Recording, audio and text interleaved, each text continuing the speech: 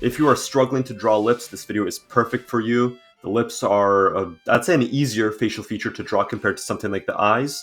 So they're easy to draw, but they're also easy to mess up. And if you mess them up, they're going to look atrocious. So we're going to go over some common mistakes, and we're also going to focus mostly on how to draw them correctly. So really quickly, let's start off with a really nice, simple anatomy demonstration so that you can figure out what the lips are made of. Draw a cross shape with the horizontal line being a lot longer than the vertical line. It depends on the person, and I do not know the exact ratio because, again, it depends. Then draw a nice small V shape, as you see I have done, where these two lines meet. That'll be where the top and the bottom lips meet together. And then coming from the top of the V shape, have two downward angled horizontal lines going to the end of this horizontal line. Maybe not to the end. You could really change it if you want the lips to be thinner or more like plump and rounder. Really depends. To make the top lip, you could do the same thing that what I just showed you. Just make that V shape not as steep in its angles. Make the angles a little smoother.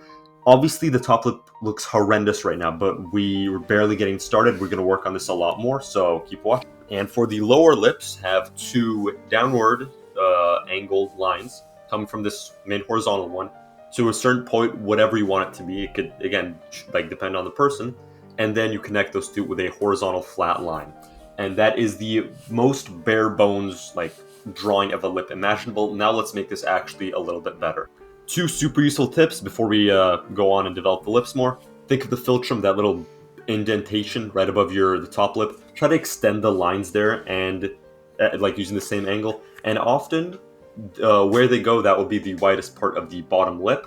Another useful tip, look at the wings of the nostrils and try to sort of guesstimate what angle they make with the corners of the lips. It's not very useful here, but when you're working from photo reference, you can like say, oh, that's a 50-degree angle or something that he has between the wings of the nostril and the edges of the lips. You won't actually count the degrees, it's just a very useful tool to orientate yourself when drawing. Now let's work on the lips, make them look a little bit better. The lips are mostly made up of different fat pads, 5 in total.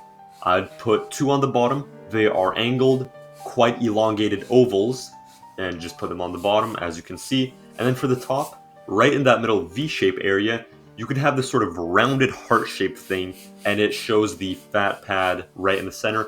And it's very useful to draw this fat pad also when you're drawing the lips at certain angles because it will bulge out quite a bit. And then you have two somewhat also elongated oval fat pads to the sides on the top lip. And one last tip, try to add some darker areas at the corners of the lips because that's where they meet. It's called the nodes. That's also where your dimples will be.